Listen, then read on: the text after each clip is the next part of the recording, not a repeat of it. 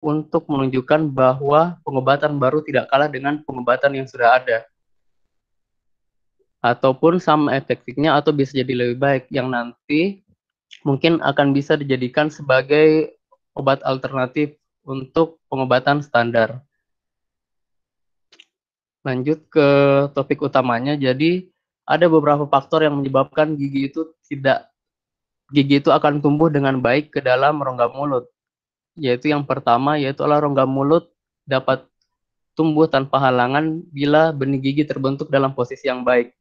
Selanjutnya itu adalah lengkung rang yang cukup, ruang untuk menampung gigi tersebut, serta ukuran gigi yang sesuai dengan rang tersebut.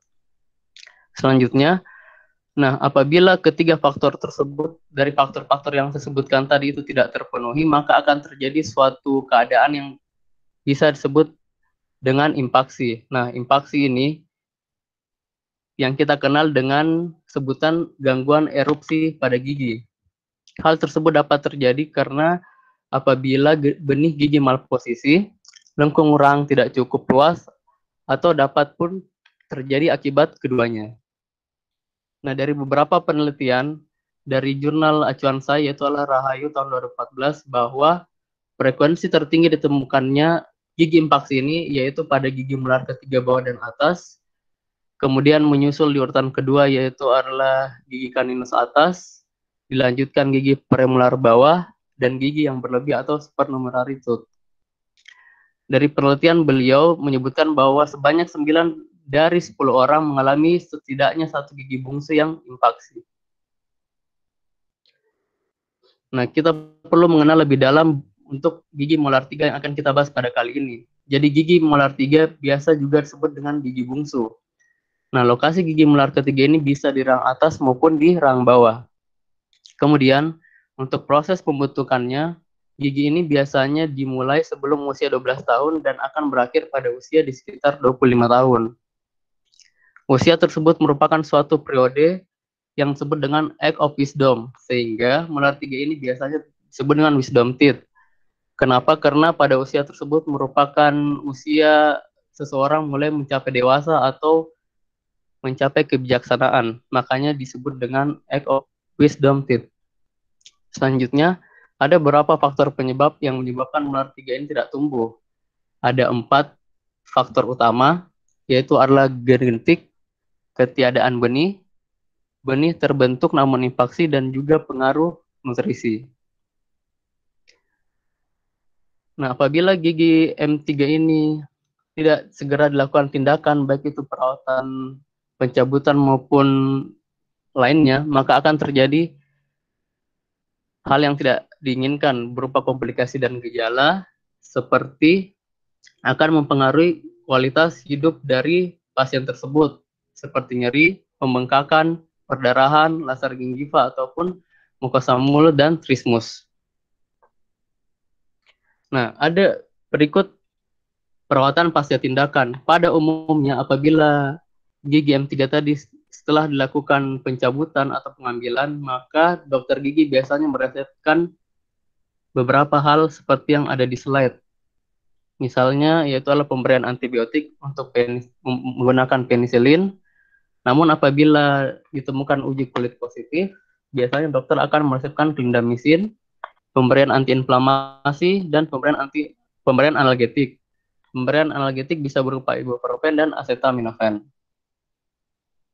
Nah, dari penelitian yang terus berlanjut dari zaman ke zaman, maka ditemukan suatu obat yang dapat membantu dalam proses penyembuhan dari setelah pasca perawatan tersebut, pasca tindakan tersebut. Yaitu menurut Pandergos tahun 2014 bahwa agen steroid serta aplikasi asam hyaluronat diketahui efektif dalam meminimalkan ketidaknyamanan. Nah, apa sih itu asam hyaluronat? Jadi asam hyaluronat adalah polisakarida dari matriks ekstraseluler yang ditemukan di berbagai jaringan tubuh, termasuk jaringan ikat, epitel, dan jaringan saraf. Dan hal ini diketahui itu dapat digunakan dengan aman, karena dia itu tidak bersifat imunogenik dan juga tidak beracun. Nah, ini beberapa fungsi umum dari asam hyaluronat yang bisa diketahui, yaitu adalah mengikat air dan menahan sel agar selalu berada dalam matriks yang menyerupai gel. Kemudian dia itu juga berfungsi sebagai pelumas pada persendian tubuh. Oleh karena itu, asam hyaluronat biasanya digunakan sebagai obat bantu dalam penyembuhan artritis, katup jantung buatan, operasi mata, penyembuhan luka bakar, serta seperti yang kita ketahui untuk bahan baku lotion perapian kulit yang biasa dipakai oleh mayoritas perempuan dan juga tidak jarang oleh laki-laki. Kemudian kegunaan asam hyaluronat lainnya itu adalah memainkan peran penting dalam penyembuhan luka melalui akumulasi pada area luka, memperkuat angiogenesis dan menekan pertumbuhan fibroblast dengan menyerap radikal bebas. Kemudian juga itu berkontribusi untuk mempertahankan tekanan osmotik dan memiliki banyak cabang yang dapat mengurangi rasa sakit dan mempertahankan sejumlah besar kelembaban. Itu tadi fungsi umum dari asam hyaluronat. Namun apa sih fungsi asam hyaluronat di dalam bidang kedokteran gigi dalam bidang kita? Nah, asam hyaluronat ternyata juga ditemukan pada periodontal lunak, gingiva, dan ligamen perontal, serta di jaringan keras juga seperti tulang alveolar dan sementum. Untuk fungsi asam hyaluronat pada jaringan rongga mulut yaitu ada beberapa hal, di antaranya itu adalah pengaturan dalam respon inflamasi, dan juga untuk penyembuhan jaringan yang termineralisasi dan non-termineralisasi pada periodontium. Kemudian, dalam kedokteran gigi, asam hyaluronat ini pertama kali digunakan untuk menyembuhkan penyakit perontal seperti gingivitis. Secara klinis, hasil yang baik diperoleh dengan aplikasi lokal. Nah, di bidang kedokteran gigi, biasanya digunakan dalam bentuk larutan kumur, yang dimana dia itu diketahui sangat efektif dalam penyembuhan luka dan pengendalian nyeri. Nah, kita berlanjut ke jurnal. Jadi, jurnal ini sebenarnya bertujuan untuk mengetahui apakah ada manfaat aplikasi lokal larutan hyaluronat asid antara mucobarer dan Aloclair. Jadi, mucobarer dan Aloclair ini adalah dua produk yang berbeda yang dibandingkan, yang dimana dalam penyembuhannya untuk mengetahui apakah dalam penyembuhan luka dan penanganan nyeri setelah pencabutan gigi bungsu. Nah, metode pada jurnal ini dilakukan dengan cara menggunakan pasien yang mengunjungi Departemen Bedah Mulut dari tahun 2019 bulan Januari hingga Januari 2020. Nah, berikut untuk jumlah awal pasien adalah 116, namun diketahui 4-nya mangkir, sehingga jumlah akhir peserta yaitu 112. Nah, dari 112 ini dibagi dua untuk antara kelompok Aloclair dan mucobarier, masing-masing 56 orang dalam satu grup. Untuk evaluasinya yaitu adalah menggunakan kenyamanan secara keseluruhan, baik itu tingkat nyeri, sensasi terbakar, kemerahan, dan bengkak pada hari pencabutan dievaluasi. Nah, untuk analisis data ini, penelitian ini prospektif, yaitu menilai keberlanjutan dari penelitian, menilai ke depan, yaitu dengan melakukan evaluasi perbedaan dalam efek terapeutik antara kedua kelompok, dengan membagi total 112 yang saya sebutkan tadi menjadi dua kelompok, menjadi 56 orang untuk Aloclair dan 56 orang untuk mucobarier. Nah, ketidaknyamanan ini dinilai setelah operasi dan 1 minggu setelah operasi menggunakan skala analog visual. Yang berikut bagannya untuk metode, dari responden 112 orang ini dibagi menjadi dua kelompok, masing-masing kelompok berjumlah 56 orang. Setelah itu diamati dan dievaluasi setelah operasi dan seminggu setelah operasi. Nah, diketahui untuk Aloclair ini hasilnya very good ada 9 orang, comfortable ada 36 orang, slight discomfort ada 11 orang, dan very uncomfortable ada 1 orang. Untuk mucobarier sendiri, untuk very good-nya ada 14 orang, comfortable 35 orang, slight discomfort 6 orang, dan very uncomfortable 1 orang. Nah, seperti yang saya jelaskan tadi bahwa mucobarier dan Aloclair ini merupakan dua produk yang berbeda namun memiliki kandungan yang sama. Kandungan utama yang sama yaitu asam hyaluronat. Seperti yang bisa dilihat di gambar, itu adalah contoh produk untuk masing-masing yang saya jelaskan tadi. Untuk Aloclair Plus atau Aloclair adalah obat biasanya digunakan untuk obat sariawan dengan kandungan ekstrak lidah, ekstrak dabaya, sodium hyaluronat, glyceric acid, polyphenylfrolidone, Aloclair Plus tersedia dalam 3 sediaan, yaitu gel, obat kumur, dan juga spray. Nah, berikut gambar dari komponen-komponen Aloclair bisa dilihat. Nah, manfaat dari Aloclair ini biasanya digunakan untuk mengatasi sariawan atau lesi pada mulut dan membentuk lapisan pelindung di atas luka yang terjadi di mukosa rongga mulut dan melindungi ujung saraf yang terkena. Sering juga digunakan untuk mengobati bagian sulit jangkau dan digunakan untuk pengobatan setelah kemoterapi karena dapat menyembuhkan jaringan yang teriritasi dan mengurangi rasa sakit. Kemudian, dia juga digunakan untuk meredakan rasa nyeri yang disebabkan oleh iritasi pada mulut seperti sariawan, luka tergigit, dan lain sebagainya. Untuk mucobarier sendiri ini sebenarnya hampir sama dengan Aloclair karena diketahui memiliki kandungan yang sama, kandungan utama yang sama yaitu adalah asam hyaluronat. Nah, untuk mucobarier ini memiliki sifat antiinflamasi dan antioksidan. Nah, dari data penelitian tersebut, berikut dari demografi faktor partisipannya untuk berumur 18 sampai 30 tahun untuk penggunaan Aloclair ada 28 orang, untuk mucobarier sendiri ada 29 orang, untuk usia antara 31 sampai 50 tahun untuk Aloclair 20 orang dan mucobarier 23 orang, untuk usia di atas 56 tahun untuk Aloclair ada 7 orang dan mucobarier ada 3 orang. Untuk gendernya sendiri, untuk Aloclair ada 25 orang laki-laki dan 30 orang perempuan. Untuk mucobarier ada 19 orang laki-laki dan 36 orang perempuan. Berikut adalah data setelah penilaian, setelah dilakukan evaluasi. Bisa dilihat di data tersebut bahwa perbedaannya tidak berbeda secara signifikan, hampir sama antara Aloclair dan mucobarier. Nah, berikut post operative burning sensation, redness and swelling bisa dilihat angka antara Aloclair dan mucobarier di antara keduanya itu tidak jauh berbeda persentasinya, sehingga tidak berbeda secara signifikan. Sehingga hasil dari perbandingan tersebut, sehingga studi ini tidak menemukan perbedaan yang signifikan secara statistik antara mucobarier dan Aloclair dalam hal ketidaknyamanan umum atau pada nyeri, atau perbedaan yang signifikan secara statistik pada panas lokal, kemerahan, ataupun pembengkakan. Hal tersebut dapat disebabkan akibat ada beberapa hal yang telah saya rangkum di sini yang menyebabkan hal tersebut tidak terjadi perbedaan secara signifikan. Yang pertama yaitu tentunya karena kedua produk tersebut mengandung bahan utama yang sama, yaitu asam hyaluronat. Yang kedua, interval yang terlalu lama mengingat gejala klinis reaksi inflamasi pasca operasi mencapai puncaknya setelah 1 atau 2 hari dan umumnya akan mereda dalam seminggu.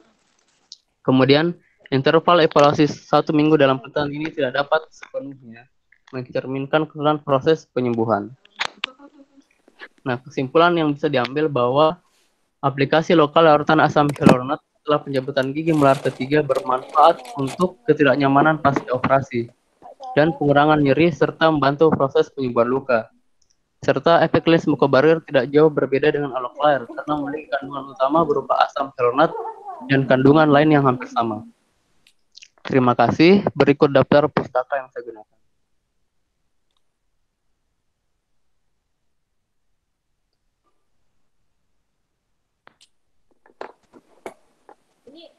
Baik, sekian presentasi dari saya. Bagi teman-teman yang ingin bertanya, silahkan ditulis di kolom chat atau bisa langsung mengaktifkan mikrofon.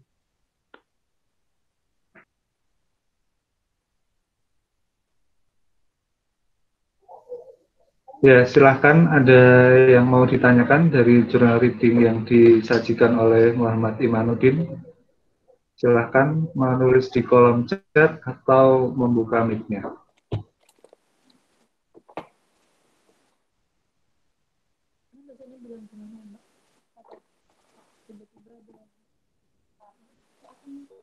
Baik dokter, sepertinya sudah ada beberapa yang menuliskan di kolom chat. Dokter, mohon izin untuk menjawab, dokter.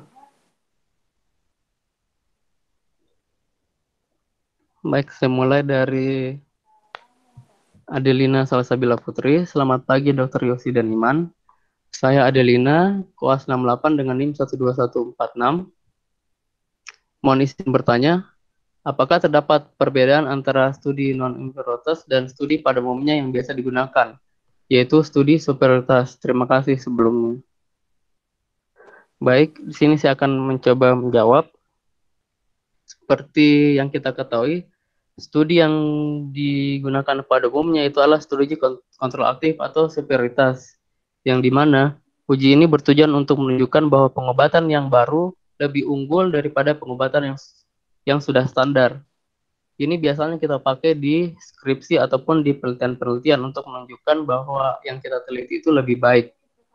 Contohnya dalam situasi ini yaitu adalah diujikan antara obat A dengan misalnya menggunakan placebo. Itu digunakan untuk mengetahui, untuk menunjukkan bahwa obat A itu lebih efektif ataupun lebih unggul. Nah, namun pada kebanyakan kasus ada juga beberapa yang ingin menetapkan bahwa terapi baru hampir sama ataupun memiliki beberapa keunggulan dibandingkan terapi yang sudah standar. Contohnya uji yang saya presentasikan pada hari ini yaitu adalah uji ekuivalen dan atau non-inferioritas, yang dimana bertujuan untuk menunjukkan bahwa pengobatan baru tidak kalah dengan pengobatan yang sudah ada, ataupun sama efektifnya atau bisa jadi lebih baik. Nah, jadi perbedaan yang mendasar untuk superioritas atau uji kontrol aktif yaitu adalah membandingkan yang dimana obat tersebut lebih unggul daripada obat yang sudah ada. Namun untuk studi non-inferioritas itu menunjukkan bahwa obat standar itu hampir sama dengan obat yang baru, sehingga obat yang baru juga tetap bisa digunakan. Mungkin itu jawaban saya. Mungkin ada tambahan dari dokter. Ya, memang itu benar sekali ya, sesuai kemarin yang waktu kita diskusi jurding kan saya juga minta untuk Muhammad Iman untuk mendalami lagi sebenarnya apa itu studi non-inferioritas, karena memang studi non-inferioritas itu masih jarang dilakukan di kalangan mahasiswa S1 ya, karena biasanya memang dituntut untuk menemukan hal yang baru, tetapi kalau non-inferioritas ini justru menggunakan hal-hal yang konvensional untuk membuktikan bahwa itu masih bisa digunakan. Gitu ya. Sudah jelas Luisa atau masih mau ada yang diperdalam lagi?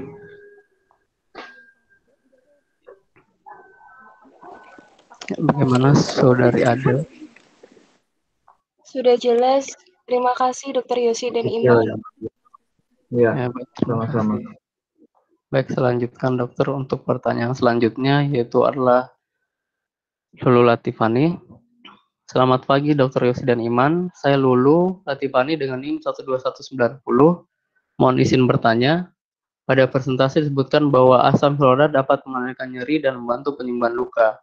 Apa yang menyebabkan asam hyaluronat dapat mengalirkan nyeri dan membantu penyembuhan luka pada mukosa atau jaringan? Terima kasih.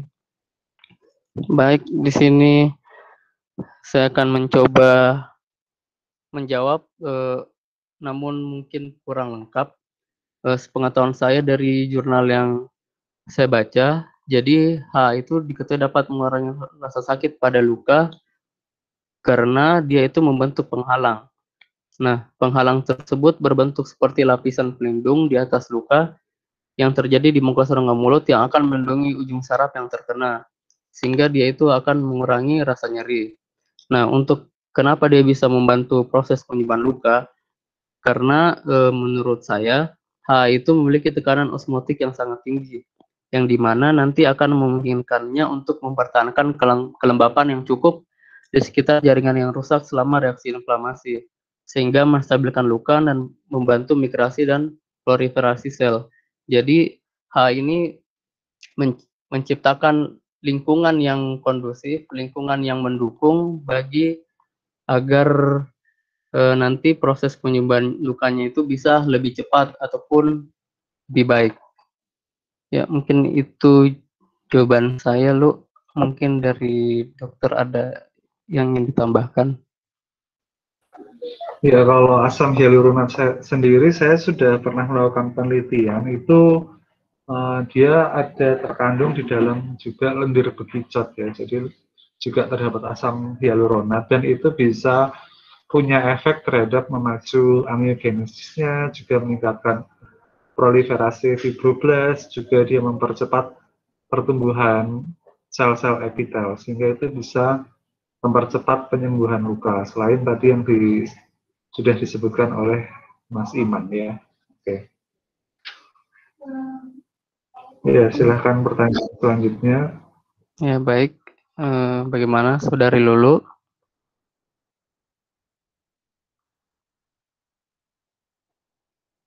Ya, baik. Terima kasih. Ya, selanjutnya saya lanjutkan ke pertanyaan selanjutnya, yaitu selamat dari Lydia. Selamat pagi dokter dan Iman. Saya Lydia Restu Utami dengan NIM 12187. Mohon izin bertanya, mengapa faktor nutrisi menjadi salah satu penentu gigi M3 menjadi tidak tumbuh? Ya, baik. Sini saya akan mencoba menjelaskan mengapa faktor nutrisi menjadi salah satu faktor gigi M3 menjadi tidak tumbuh, yaitu dikarenakan menurut saya makanan yang dikonsumsi dengan perkembangan zaman saat ini yang maju ini cenderung lebih lunak. Misalnya kita makan McD, makan kentang, itu kan makanannya lunak, sehingga kurang merangsang pertumbuhan dan perkembangan lengkung rahang. Sedangkan orang-orang zaman dulu itu makanannya ya bisa dibilang agak keras, sehingga dia itu akan membantu proses untuk merangsang pertumbuhan dari dan perkembangan lengkung rahang itu sendiri. Sehingga proses mengunyah makanan yang keras ini dianggap dapat merangsang pertumbuhan rahang karena terjadi aktivitas otot mastikasi sehingga terangsang untuk tumbuh secara maksimal. Ya mungkin dari jenis makanannya itu sendiri, antara keras dan lunak. Ya itu mungkin jawaban dari saya. Mungkin ada tambahan dokter. Kalau di sini yang ditanyakan Lydia Restu itu bukan jenis makanan ya, tapi faktor nutrisi. Ya dokter. Mungkin untuk faktor nutrisi, ya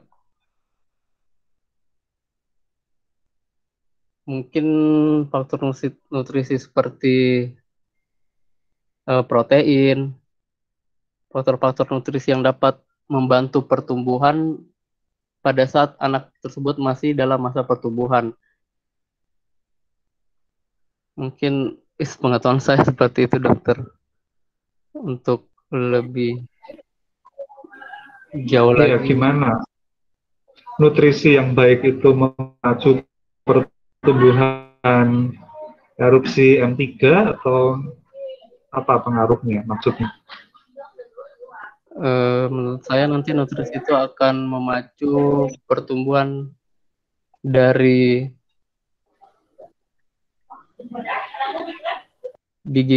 dari pertumbuhan rahang tersebut dokter, sehingga rahangnya akan dapat memenuhi ruang untuk gigi M3-nya tumbuh.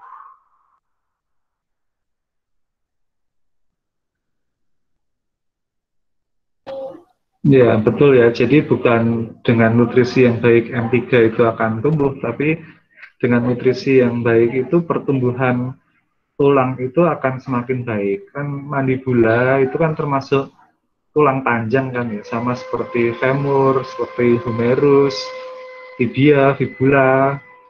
Nah, itu jadi dengan nutrisi yang baik itu pertumbuhan rahangnya juga semakin baik. Nah, semakin pertumbuhan rahang baik itu maka dia akan cukup untuk menampung jumlah gigi yang ada pada manusia. Sebaliknya kalau anak yang tumbuh kembangnya kurang karena gizi kurang atau gizi buruk, itu pasti pertumbuhannya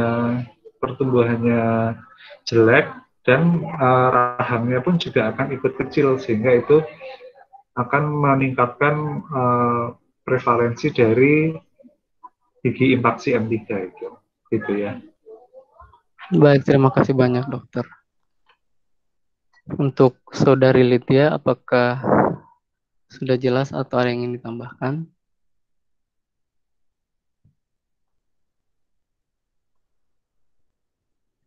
Ya, baik, terima kasih. Selanjutnya berlanjut ke pertanyaan selanjutnya dari Nisrina. Selamat pagi Dokter Yosi dan Iman. Saya Nisrina Nurkasna dengan NIM 12205. Mohon izin bertanya, faktor apa saja yang membuat penyembuhan luka pasca pengambilan gigi M3 dapat terhambat? Terima kasih. Jadi, saya akan mencoba menjawab sepengetahuan saya. Menurut saya, hal yang dapat menyebabkan penyembuhan luka pasca pengambilan gigi M3 itu dapat terhambat. Mungkin yang pertama itu karena infeksi. Nah, di sini itu infeksi dapat menyebabkan luka semakin melebar ataupun membesar, sehingga membutuhkan waktu lebih lama untuk sembuh. Infeksi dapat terjadi bila luka tidak dapat dirawat dengan baik. Nah, salah satu keunggulan asam hyaluronat ini, dia itu mempunyai sifat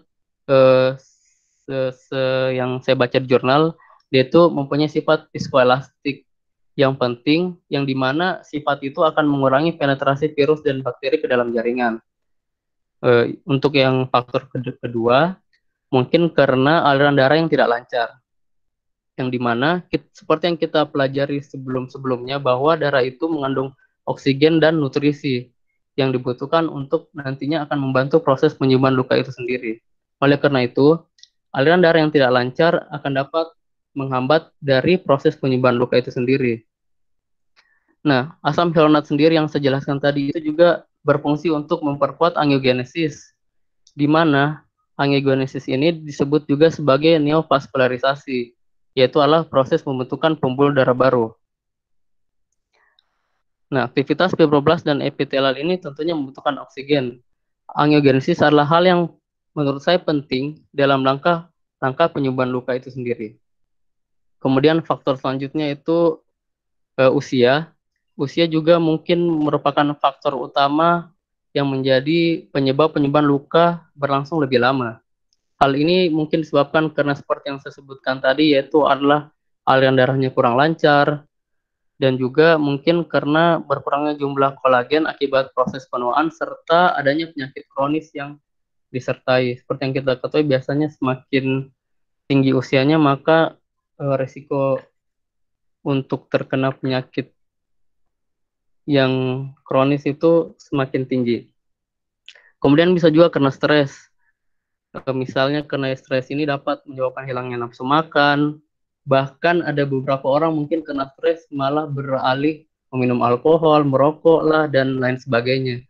Sehingga menyebabkan semakin sangat mudah untuk dimasuki penyakit. Kemudian efek samping obat-obatan, selanjutnya kekurangan nutrisi seperti mungkin vitamin A dan C, protein, zat besi yang dapat menghambat proses penyembuhan luka. Kemudian merokok, serta mungkin yang terakhir menurut saya itu adalah menderita penyakit tertentu seperti diabetes, obesitas, hipertensi, dan gangguan pembuluh darah, yang dimana faktor-faktor tersebut mungkin bisa akan mempengaruhi dari proses penyembuhan luka itu sendiri. Ya, mungkin itu jawaban dari saya. Apakah ada tambahan, dokter? Ya, itu sudah sangat lengkap kalau yang dijelaskan oleh Muhammad Iman ya. Jadi tidak ada tambahan dari saya. Silahkan untuk pertanyaan selanjutnya. Ya, baik, terima kasih dokter. Dari Nisrina, apakah sudah cukup jelas? Baik, sudah. Terima kasih. Selanjutnya ke pertanyaan terakhir, Saudari Luisa. Ya, selamat siang, Dr. Yosi dan Iman. Saya Luisa dengan NIM 12189, mohon izin bertanya. Selain perawatan pasca tindakan berupa pemberian obat-obatan dan pemberian asam hyaluronat yang tadi dijelaskan, apakah ada perawatan khusus lain yang bisa diberikan selain yang dijelaskan tadi? Terima kasih. Baik, di sini saya akan mencoba menjawab. menurut saya dari beberapa jurnal yang juga saya baca dan jurnal acuan saya tersebut, bahwa pasien dianjurkan untuk makan makanan yang berbentuk cair ataupun lunak, atau bisa disarankan untuk diet lunak, tidak mengunyah makanan yang keras terlebih dahulu, mengutamakan makanan yang berprotein tinggi, dan meningkatkan kebersihan mulut. Nah, meningkatkan kebersihan mulut ini bisa dengan, di sini yang saya baca, bisa dengan merendam daerah pembedahan dengan antiseptik oral chlorhexidin 0,2% atau propidon iodin 1%, yang dapat mempersingkat proses penyembuhan, serta irigasi dengan larutan H2O2 sebanyak 3%, juga diketahui sangat efektif terhadap kuman anaerob. Selain itu, busa yang dihasilkan memberikan efek mekanis untuk membersihkan oral debris dan sisa makanan. Jadi mungkin perawatan tambahan yang bisa dilakukan selain pemberian obat-obatan dan pemberian obat bantu asam pelonat itu dengan cara diet lunak, tidak makan makanan keras, dan tentunya rajin membersihkan daerah rongga mulut agar proses penyembuhan luka tersebut dapat terfasilitasi dengan baik. Ya, mungkin itu jawaban dari saya, dokter. Jadi irigasi pakai apa? Iman bilangnya. Di sini tadi dikatakan irigasi dengan larutan H2O2, dokter. 3%. Nanti dia akan membunuh kuman anaerob. H2O2 itu apa?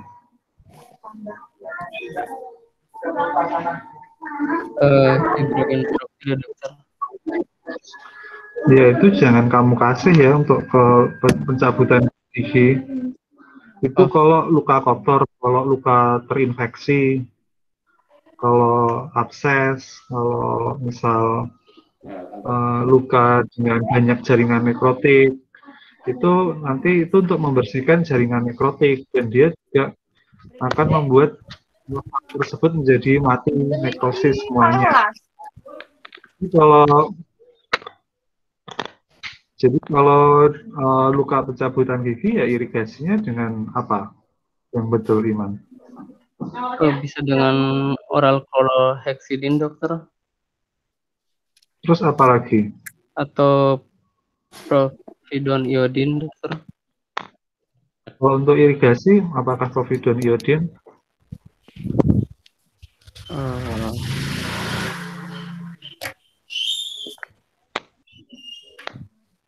Kalau itu, setahu saya hanya antiseptik oral chlorhexidin, dokter. Justru yang butuh itu bukan antiseptik ya, kalau untuk luka pencabutan gigi, justru larutan fisiologis kayak Air, salin, dokter. NaCl, kayak gitu. Kalau larutan antiseptik itu untuk yang luka-luka terinfeksi gitu ya. Ya, coba pelajari lagi itu tentang bahan-bahan untuk irigasi soket ekstraksi gigi. Nanti kamu tambahkan di PPT dan bagian tanya jawabnya ya. Baik, dokter. Ya, baik, terima kasih, dokter. Dari Luisa, bagaimana?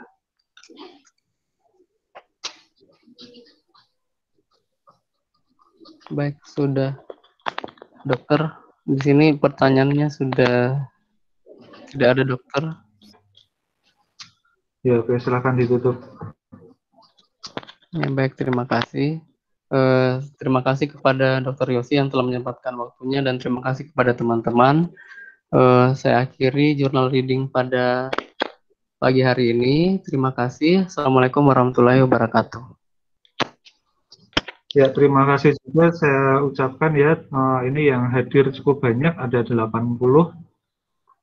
Mudah-mudahan bisa bermanfaat jurnal reading pada siang hari ini. Terima kasih juga Iman yang sudah menyajikan presentasinya. Nanti untuk perbaikan-perbaikannya silahkan dikirimkan ya. Baik, dokter. Oke, sekian jurnal reading pada hari ini. Semoga bermanfaat.